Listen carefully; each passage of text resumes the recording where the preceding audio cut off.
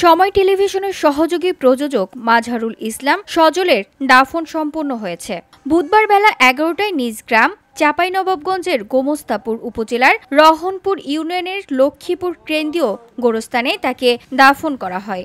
এর আগে লক্ষ্মীপুর কেন্দ্রীয় গোরস্থানে তার নামাজের জানাজা অনুষ্ঠিত হয়। এ সময় তার পরিবারের সদস্য, আত্মীয় স্বজন, বিভিন্ন সামাজিক ও রাজনৈতিক সংগঠনের নেতাকর্মীরা জানাজায় অংশ নেন।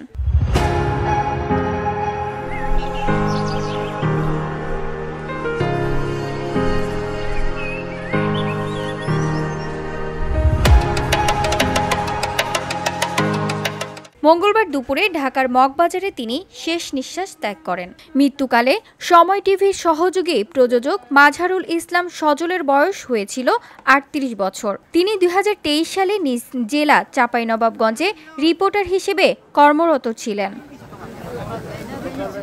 জানা যায়, মঙ্গলবার সকাল ৯টার দিকে কর্মস্থলে অসুস্থ বোধ করলে একটি হাসপাতালে গিয়ে প্রাথমিক চিকিৎসা নেন সজল। এরপর মগবাজারে বাসায় ফিরে যান। তবে ৪ তলায় ফ্ল্যাটের গেট খুলতেই ভেতরে প্রবেশ করতে পারেননি। প্রতিবেশীরা তাকে সিঁড়িতেই পড়ে থাকতে দেখে হাসপাতালে নিয়ে যান, কিন্তু সজল আর ফেরেননি। চিকিৎসকরা জানান, হাসপাতালে নেওয়ার আগেই হার্ট অ্যাটাকে তিনি মারা যান।